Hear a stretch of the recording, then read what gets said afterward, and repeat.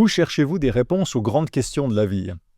Ou alors, avez-vous peut-être arrêté de chercher? À une époque où chacun semble avoir sa vérité, pensez-vous qu'il existe encore des repères fiables? Tout le monde a entendu parler de la Bible et peut-être même a une opinion à son sujet. Mais savez-vous vraiment ce qu'elle renferme? Restez avec nous, on va en débattre.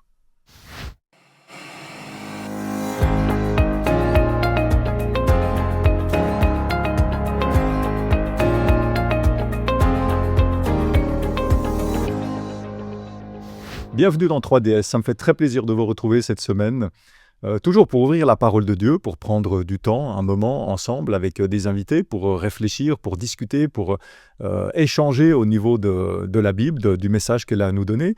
On en est toujours dans notre thématique de tout le trimestre qui s'intitule « Grandir dans sa relation avec Dieu ». Et on aborde cette semaine la 4e étude qui s'intitule « Le rôle de la Bible ». Alors, avec moi sur le plateau, j'ai 2 personnes, 2 invités qui sont ici. Il y a Olivier à ma gauche. Bonjour. Bienvenue. Et puis Delphine à ma droite. Bonjour. Ça me fait très plaisir tous les deux de vous avoir, de vous retrouver. Et je vous laisse peut-être une petite phrase, un petit mot pour vous présenter, pour ceux qui ne vous connaîtraient pas. Delphine, si tu veux commencer. Alors voilà, je m'appelle Delphine Burnier. Je suis ancienne à l'église adventiste de Neuchâtel. D'accord. Je suis aussi maman de 2 filles. Et puis, voilà, au quotidien, je suis sage-femme indépendante. Et aussi, j'aime beaucoup l'étude de la Bible, bien sûr. Ouais, d'accord, merci. Ça nous fait très plaisir de t'avoir avec nous. Merci. Et toi, Olivier? Je m'appelle Olivier Rigaud, je suis pasteur, mais actuellement, je travaille comme président de la Fédération des Églises adventistes suisse romande et du Tessin. Voilà, j'ai 3 enfants qui sont assez grands déjà. Et puis, voilà, passionné de la Bible. Passionné de la Bible. Moi, ça va, c'est en tout cas un point commun, au minimum un point commun qu'on a les 3. Donc, merci et puis bienvenue aussi à toi. Merci. Alors, ma première question que j'aimerais vous poser pour rentrer dans ce débat, dans cette discussion, je ne sais pas, vous, à quel point vous êtes des lecteurs invétérés ou pas, mais est-ce qu'il y a un livre qui a profondément marqué votre vie ou qui a peut-être changé votre manière de voir le monde? Et si oui, pourquoi? Qu'est-ce qui a fait cet effet-là? Et de manière générale, quand vous lisez un livre, est-ce que vous vous arrêtez au premier niveau, on dirait, j'ai presque envie de dire technique, au niveau des mots, des phrases, le style, ou au contraire, vous arrivez à un deuxième niveau où vous comprenez, où vous ressentez même, j'ai envie de dire, la pensée et la personnalité de l'auteur? Alors moi, j'ai été une dévoreuse de livres depuis ma plus tendre enfance. Un peu moins maintenant parce que j'ai moins le temps de le faire. Bien sûr. Mais j'ai toujours recherché dans la lecture une façon de m'évader. Alors, j'arrive pas à donner un livre. Je dirais peut-être celui que j'ai étudié le plus, c'est la Bible. Oui. Mais ça tombe bien. Ça tombe bien pour aujourd'hui, mais on en discutera après. Mais c'est vrai que moi, ce que je cherche vraiment dans une lecture, et peut-être les livres qui m'intéressent le plus, c'est vraiment plutôt les romans historiques, familiaux. J'ai besoin de retrouver quelque chose qui s'est vraiment passé, même si c'est romancé. J'en ai besoin pour m'identifier. Ça t'inspire plus. Exactement. Le fait de pouvoir m'identifier à un personnage ou à une épreuve de vie ou à des émotions, c'est vrai que c'est quelque chose qui me touche et qui me permet de m'évader. Et puis, je pense que le style de l'auteur aussi et d'où il vient et sa façon d'écrire aussi a un impact, clairement. Je pourrais dire presque la même chose de certaines chansons. Moi, je fais très attention aux paroles. Donc, je recherche toujours quelque chose qui engendre une émotion. D'accord. Voilà, ça c'est intéressant. Ouais, ok. Écoutez, tout à l'heure, on avait un point commun et là, on n'a pas de point commun du tout. Je n'aimais absolument pas lire. Pour moi, c'était vraiment... j'étais jeune, j'étais très sportif, donc c'était courir, skier, sortir avec des copains et perdre mon temps à lire dans une chambre. Non, ça... C'est ce que j'allais dire. Lire, c'est une perte de temps. Une perte de temps. Non, il fallait... Voilà. Mais tu sais, la culture, Olivier, la culture. Là. mais oui, justement, mais effectivement, vers 19 ans, c'est vrai que j'ai commencé à me poser certaines questions et à me dire, bon, le sport, c'est pas tout dans la vie.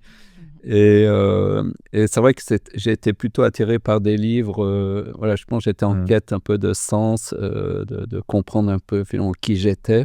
Et donc, je me suis plus tourné vers la politique, vers des livres plus philosophiques, pour essayer de trouver un peu plus un sens. J'ai jamais trop aimé les romans, désolé, parce que c'est peut-être Ouais, je sais pas, mais c'est plus cette littérature, voilà. Qui te fait peut-être un peu plus réfléchir ou plus... Voilà, c'est ça. Je sais pas si on peut dire intellectuelle, mais un peu plus profonde dans ce sens. Voilà, c'est ça. Et c'est comme ça que finalement un jour j'ai rencontré quelqu'un qui m'a parlé de la Bible.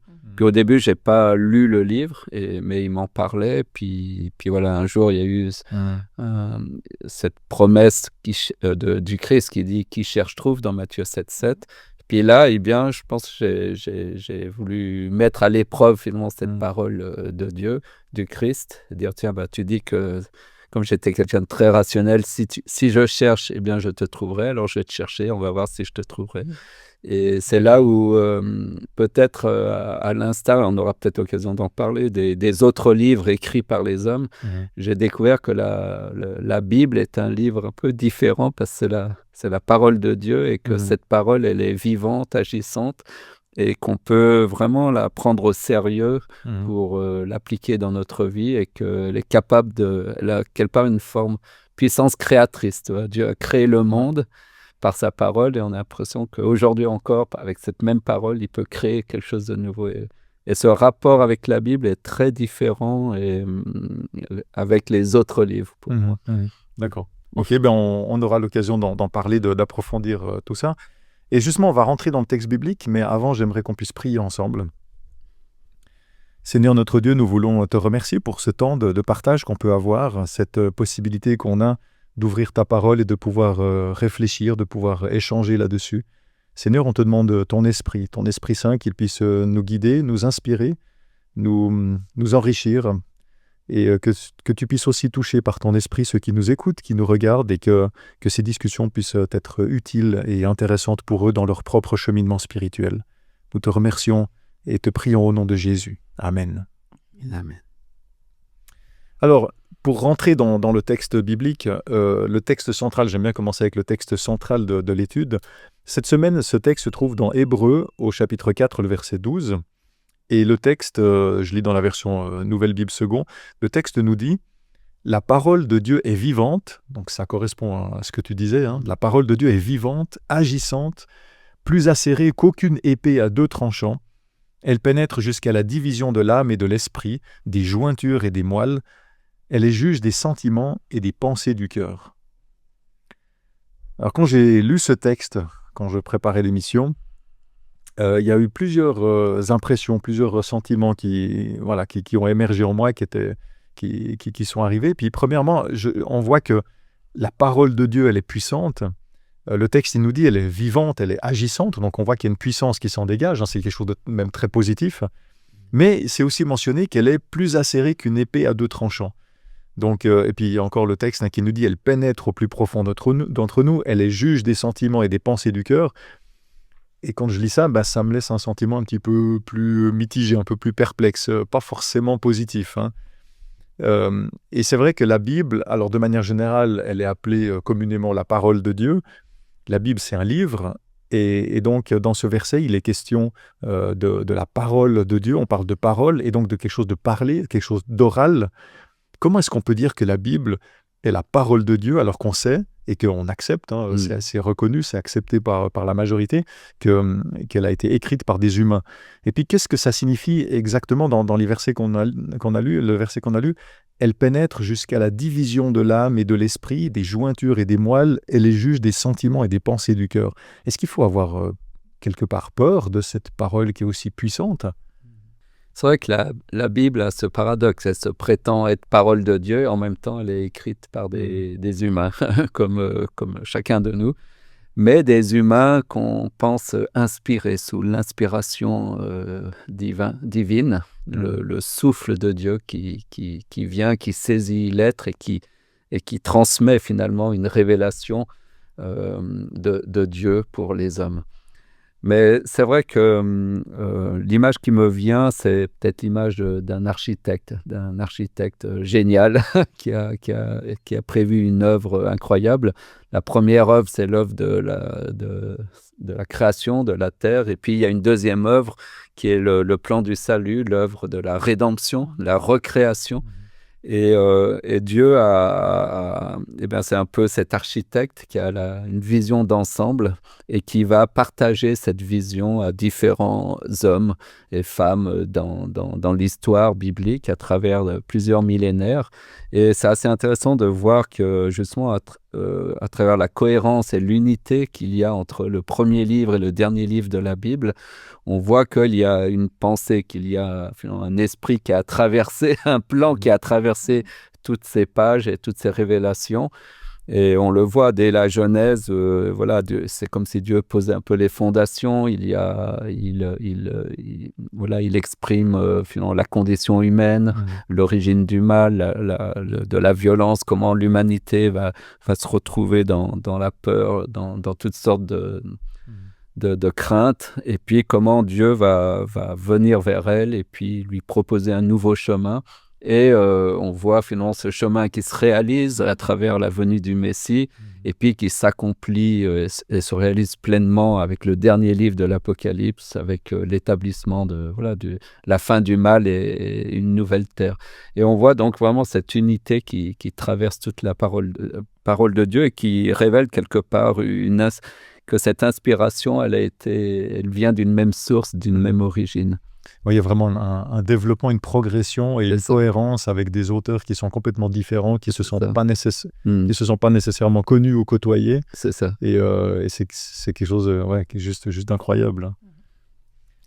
Bon, moi, ce qui m'interpelle dans ce passage que tu as lu juste avant, donc je suis tout à fait d'accord avec toi, je trouve que c'est très riche, en fait, ça donne le fait que cette parole de Dieu, elle a été écrite à des époques différentes, par des personnes différentes, qui étaient dans un statut social aussi différent, ça enrichit la Bible. Et puis ce que j'aime bien, c'est les mots utilisés dans ce passage, c'est cette parole, elle est vivante, donc elle est actuelle. Même si elle a été écrite il y a des millénaires, elle est actuelle et elle est vivante. Après, elle est agissante, donc c'est quelque chose qui met en route, qui nous met à l'œuvre. C'est pas quelque chose qui est statique, qu'on constate. Après, l'épée à deux tranchants, alors ça, c'est vrai qu'on vient dans quelque chose d'un petit peu plus difficile, mais moi, j'aime bien ce côté elle dérange, elle tranche, elle nous bouscule.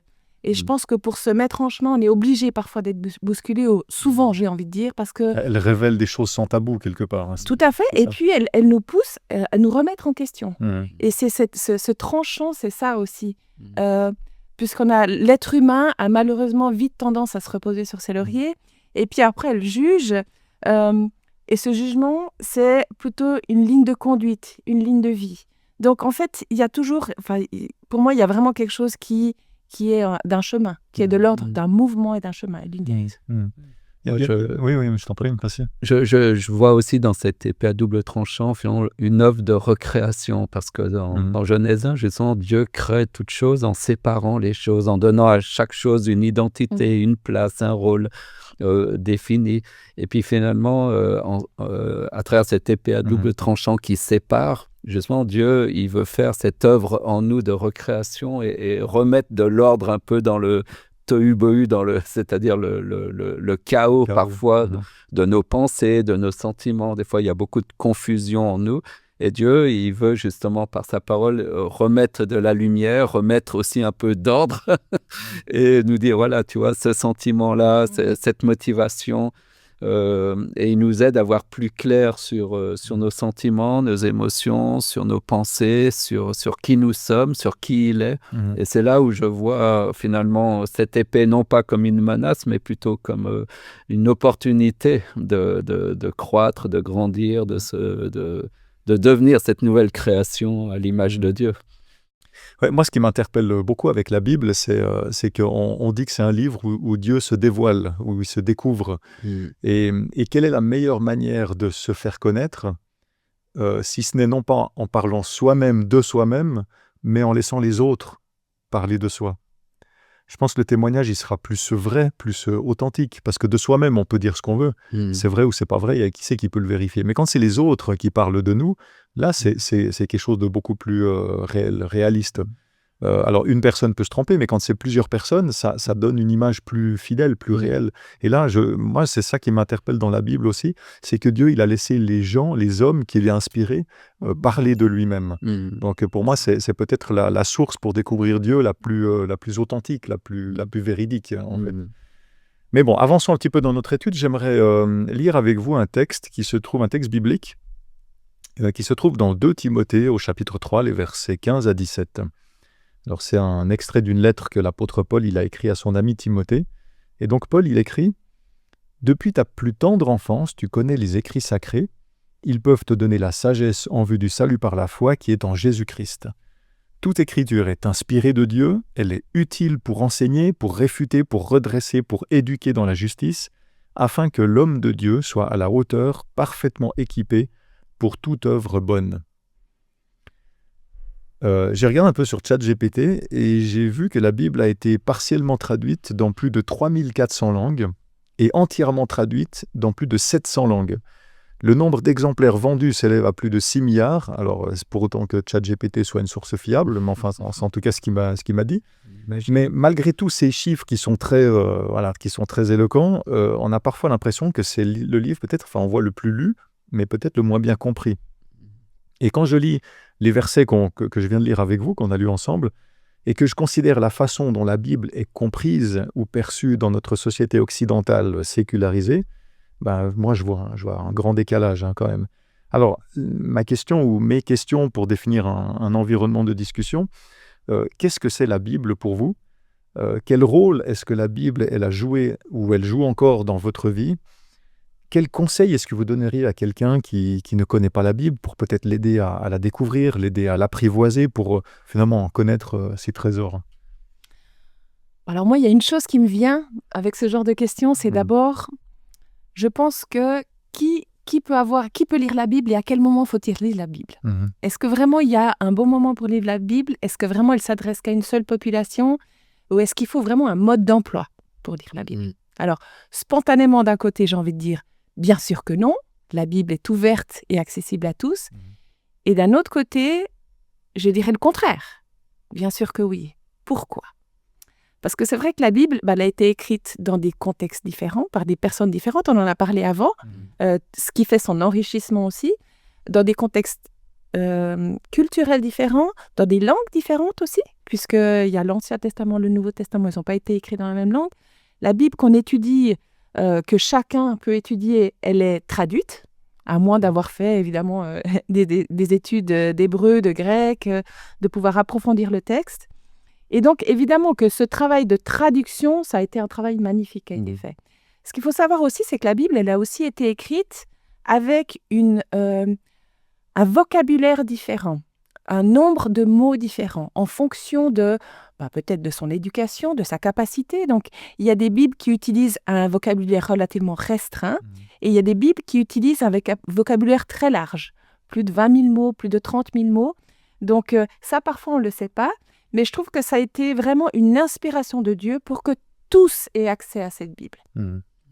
Alors, dans le texte, c'est drôle parce qu'il parle vraiment un petit peu de l'enfance, de grandir dans l'enfance et de grandir dans l'étude de cette Bible.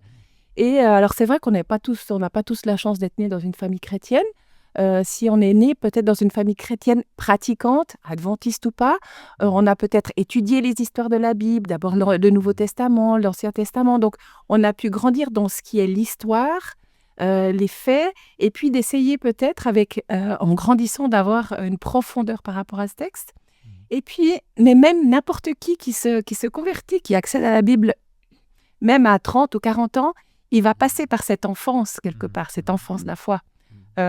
Et je pense que oui, on peut tous avoir accès de façon, entre guillemets, superficielle à cette Bible à lire, mais si on veut qu'elle nous parle, qu'elle nous apporte quelque chose, à un moment donné, il va falloir creuser. Il va falloir essayer de comprendre ce que l'auteur a voulu dire. Il va falloir aussi qu'on la laisse nous transformer. Donc, c'est là qu'elle devient vivante. Et c'est là qu'elle devient vivante, bien sûr. Mais c'est vrai qu'il y a une évolution de nouveau. Moi, ce que j'aime beaucoup dans le message de la parole de Dieu, c'est ce mouvement. Elle ne peut pas nous laisser statiques. Et ce mouvement, bien sûr que ça a été encouragé. Il y a eu ce mouvement de propagation de la parole de Dieu sur toute la terre. Il y a cette traduction de la parole de Dieu dans plusieurs langues. Tu disais 700 langues en entier, c'est énorme. Mais ça ne suffit pas. Il y a eu cette adaptation de vocabulaire selon l'éducation qu'on a, selon l'endroit d'où on vient. Mais voilà, peu importe quelque part tous les moyens qu'on peut donner à l'être humain, si l'être humain à un moment donné ne décide pas ne fait pas ce premier pas d'étude, c'est vrai qu'on peut rester à un niveau superficiel. Ouais, d'accord. Juste au niveau du texte. Voilà. Et en même temps, je pense que parfois, Dieu, il parle à travers un verset biblique ou un cantique qui reprend un verset biblique, comme ça. Mais finalement, le but avec la Bible, c'est de faire communier deux esprits, que notre esprit rencontre l'esprit de l'auteur de la Bible, l'esprit de Dieu. Ouais. Et puis que justement, il y ait ce questionnement, ce cheminement, et puis cette rentrée, essayer de connaître Dieu. Qui est Dieu ? Bien sûr. Et puis la Bible, elle est là pour nous donner un aperçu de qui est Dieu. D'accord. Oui, on dit souvent que la Bible est la révélation de Dieu, mais c'est vraiment littéralement une révélation de Dieu. Fait. C'est-à-dire que tant que finalement Dieu ne s'est pas révélé réellement dans notre vie, finalement cette parole, elle peut rester une lettre morte, une belle histoire, des beaux contes, mais finalement on a l'impression qu'elle ne s'est pas vraiment incarnée en nous, qu'elle n'a pas pris vie en nous. Et voilà, c'est une révélation de Dieu, mais Dieu veut vraiment se révéler pleinement en nous. Moi, j'ai pas grandi dans un foyer chrétien, on va dire, où il y avait une pratique religieuse, etc. Donc, c'est plus tard. Mais pour moi, la Bible, effectivement, j'ai commencé à la lire le jour où Dieu s'est révélé dans ma vie durant une nuit. Et le matin, je dis, mais je dois découvrir ce Dieu qui s'est révélé à moi. Et puis, j'ai pris une Bible, j'ai commencé à lire. Et c'est là où j'ai commencé à devenir un grand lecteur, à la grande surprise de ma mère qui avait tout fait pour me faire lire. Puis moi qui rechignais. Puis là, elle disait, mais tu fais que de lire, je ne comprends pas. Là où j'ai échoué, j'ai dit, oui, Dieu, il a l'air aussi. Et c'est vrai que je crois que pour moi, la Bible, c'est avant tout une rencontre avec notre Dieu, notre Créateur. Et c'est vrai que c'est une révélation de Dieu, mais c'est aussi, finalement, en découvrant qui est Dieu, je découvre aussi qui je suis. Et j'ai vraiment appris à me connaître, à découvrir qui j'étais vraiment, au fur et à mesure qu'en même temps, je découvrais Dieu. C'est très intéressant. Découvrir Dieu, c'est aussi se découvrir soi. Comme enfant de Dieu, en fait. Comme enfant de Dieu, lien, c'est ça. Ouais. Et j'ai pu, souvent, on dit que, le Christ est le sauveur, mais moi je pense qu'il a littéralement sauvé ma vie, mais dans le sens où on dit que la parole, elle est utile pour enseigner, corriger, éduquer, etc. Et c'est vrai qu'en commençant, j'avais 20 ans à cette époque-là, j'étais un jeune marié, j'avais de jeunes enfants, j'avais aucune base pour construire un foyer, et c'est en lisant la parole que Dieu m'a dit, qui m'a appris. La Bible, c'est pas juste une série de règles à respecter, mais en fait, moi, ce que j'ai compris, c'est que la Bible m'a appris à me connaître, à connaître Dieu, à me connaître, et aussi à apprendre à aimer l'autre. Et la Bible m'a vraiment éclairé pour dire, comment aimer ta femme, comment aimer tes enfants, et je crois que, sans cette révélation-là, sans ce guide, je crois que je n'aurais pas eu les clés pour construire un foyer durablement et aimer ma famille. Et je pense que j'aurais échoué dans beaucoup de choses. Et grâce à Dieu, grâce à cette lumière, c'est vrai qu'on dit ta parole est une lumière sur mon sentier. Et c'est vrai que c'était vraiment une lumière qui m'a guidé petit à petit, qui m'a appris à discerner ce qui est juste, ce qui n'est pas juste, et comment aimer son prochain. C'est bon, je crois qu'on est au cœur de ce qu'on appelle la parole vivante, quand on dépasse le texte pour voir finalement ce qu'il y a derrière, et ce que ça produit, et ce que ça génère, et ce que ça veut transmettre comme message et comme émotion. J'aimerais continuer notre discussion en abordant un nouveau thème, celui de la vérité. Et alors aujourd'hui, on a de plus en plus de peine à savoir qu'est-ce que c'est que la vérité. Chacun définit sa propre vérité. Chacun aussi se doit de respecter la vérité de l'autre. Et ça se traduit aussi par une perte générale de repères et de points de repère, de référence. Et la Bible, elle est très explicite à ce sujet, au sujet de la vérité. Et j'aimerais lire avec vous 2 textes qui en parlent. Le premier texte se trouve dans Jean, au chapitre 14, le verset 6. Et c'est Jésus qui parle. Et Jésus, il dit « C'est moi qui suis le chemin, la vérité et la vie. Personne ne vient au Père sinon par moi. » Donc ici, dans ce texte, Jésus se présente comme la vérité. Et puis le deuxième texte, qui est dans Jean 17, au verset 17, alors c'est aussi Jésus qui parle, mais il est dans une prière, il adresse une prière à son Père, à Dieu. C'est juste avant qu'il soit arrêté pour être crucifié. Donc c'est une prière assez spéciale. Il prie pour ses disciples, pour tous ceux qu'il va bientôt quitter et qu'il laisse sur la terre alors que lui-même, il va remonter au ciel auprès de son Père. Et dans cette prière à Dieu, Jésus, il dit « Consacre-les par la vérité, c'est ta parole qui est la vérité. » Donc dans ces 2 textes, on voit que Jésus se présente comme la vérité et ensuite il fait le lien direct entre la parole de Dieu et la vérité. Alors, est-ce que vous pouvez ici détailler, peut-être commenter en quelques mots, en quelques minutes, mais d'une part la notion biblique de vérité, mais aussi la vérité en tant que personne, Jésus, et qu'est-ce que signifie le fait que la Bible est la vérité? Ouais, je souris en moi-même parce que j'imaginais si le Christ venait dans notre société puis qu'il proclamait « Je suis la vérité », je pense qu'il s'en prendrait plein la figure. Il attendrait pas 3 ans et demi avant d'être crucifié, c'est ça que tu veux dire?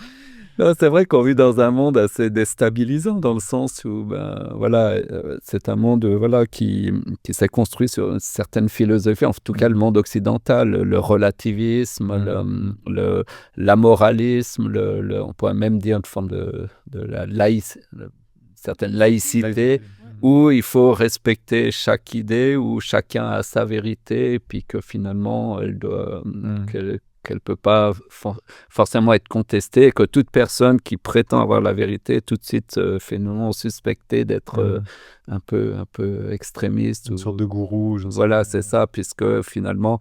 Et tout n'est pas faux, parce que c'est vrai que... Mais ça, c'est assez philosophique. C'est vrai qu'il y a la relativité. La création, elle est forcément assez relative, mais il y a aussi, et c'est ça que ce monde ne veut pas tout à fait accepter, il y a aussi un absolu, et je pense que la réalité divine est l'expression de cet absolu. Mais voilà, donc faut composer entre effectivement ce qui est absolu, ce qui est relatif, et c'est pas toujours évident à discerner. Mais c'est vrai que le fait, en tout cas, moi, c'était l'image un peu du tohu-bohu de Genèse 1. Tohu-bohu, c'est la phrase qui dit que la terre, au début, elle était informe et vide. En gros, il y avait le chaos, et puis que la vie n'était pas possible. Et puis Dieu intervient par sa parole, il ordonne un monde où la vie peut apparaître. Et j'ai l'impression des fois que plus finalement on déstructure, moins on donne de repères, plus on détruit les fondations, toute fondation en disant non, chacun a ses propres règles, chacun a sa propre vérité, sa propre logique, chaque vérité a sa valeur.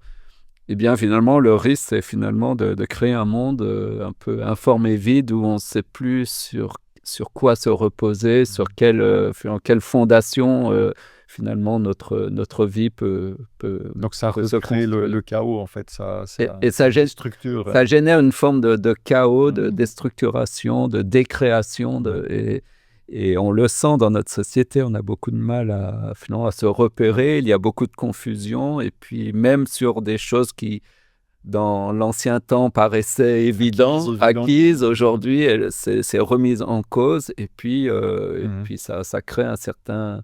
Ça déstabilise complètement. Effectivement.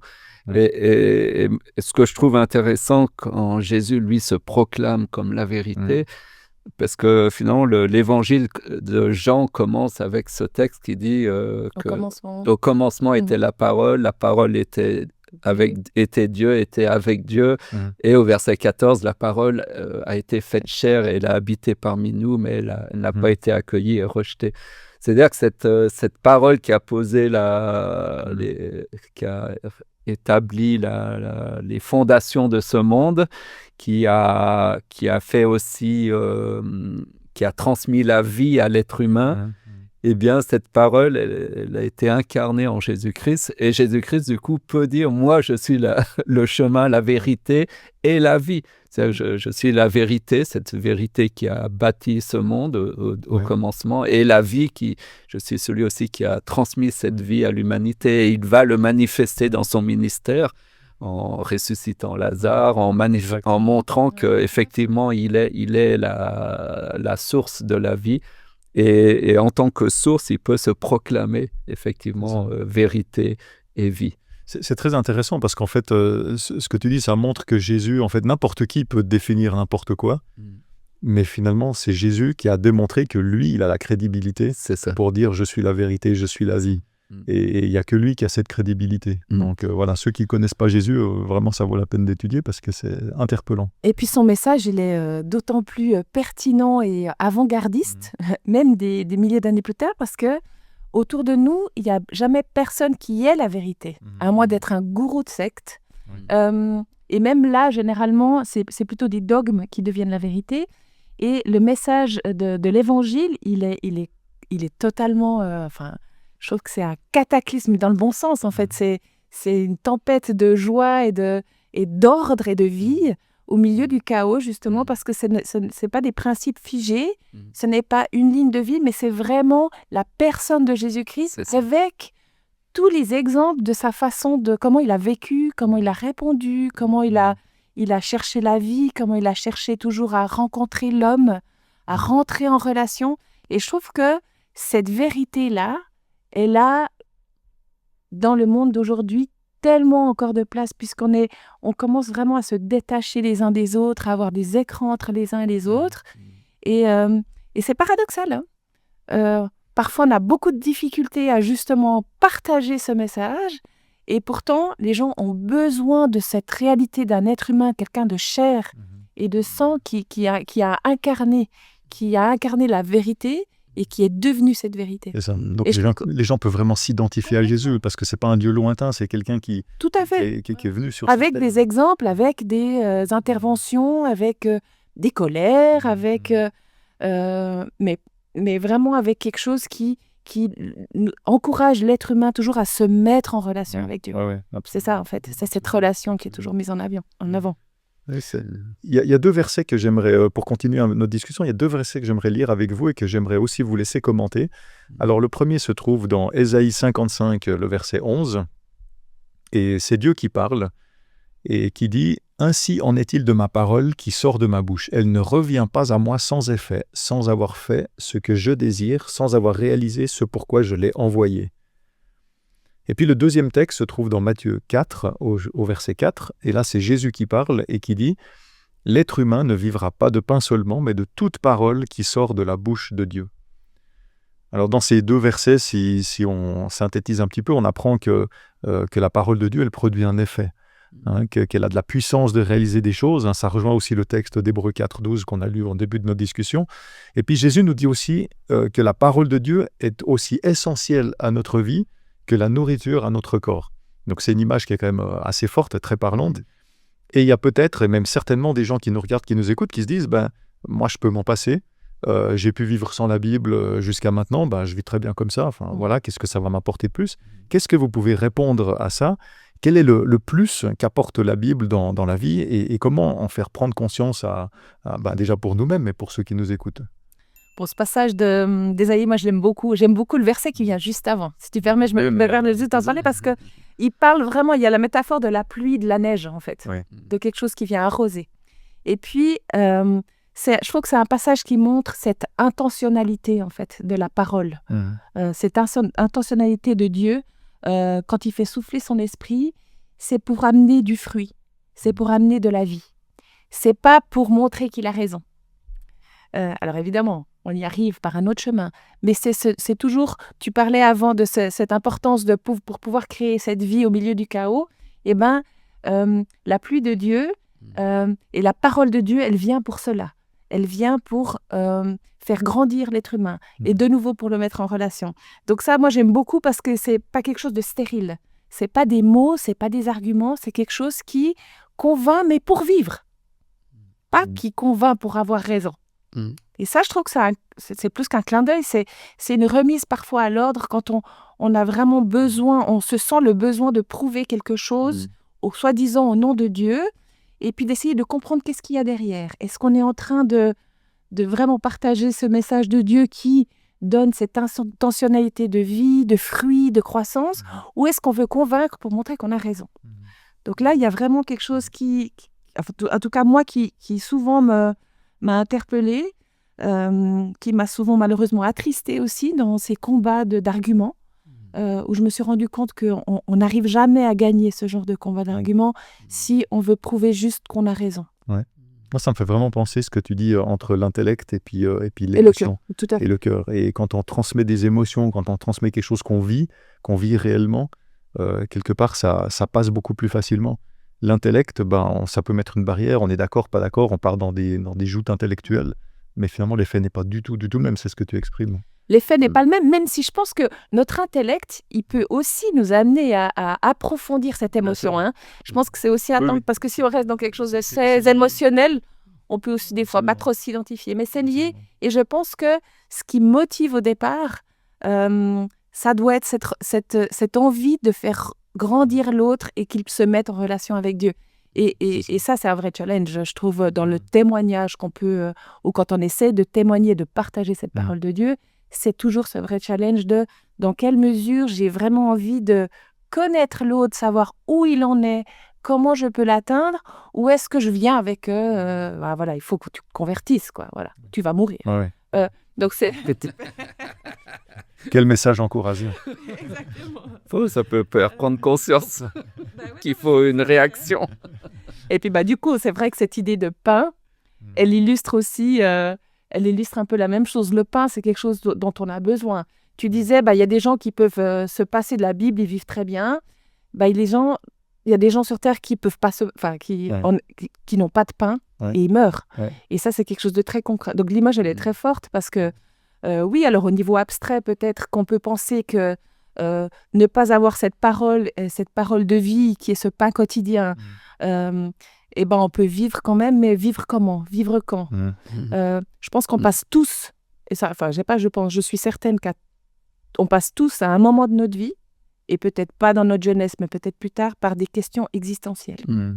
Où on est confronté à la mort, on est confronté à la souffrance, on est confronté à l'injustice, on est confronté au deuil, et c'est vrai que c'est malheureusement dans ces moments-là, ou heureusement dans ces moments-là, où on va chercher des réponses. C'est ça. Et puis c'est là qu'on peut rentrer en relation avec certaines personnes. Alors bien sûr, celui qui a besoin de vrai pain, on va d'abord lui donner du pain avant de lui partager peut-être la parole de Dieu. Mais celui qui pense avoir tout, à un moment donné, il va passer par ces moments de questionnement existentiel. Je continue à croire que Dieu peut tout à fait toucher son cœur s'il a un projet particulier pour cette personne-là. Mais autrement, je pense que si cette personne ne passe pas par un moment de désert, avec des questionnements existentiels, ça va être très difficile de pouvoir vraiment rentrer en relation. Et peut-être qu'on doit juste garder une relation d'amitié dans un premier temps. Et juste lui montrer qu'il compte. D'accord. Ça t'inspire? Oui. Tu te reconnais dans ton expérience avec ce que Delphine elle apporte? Oui, tout à fait. Moi, c'est vrai on peut passer par des temps de crise profonde, mais ça peut être aussi juste des crises purement existentielles.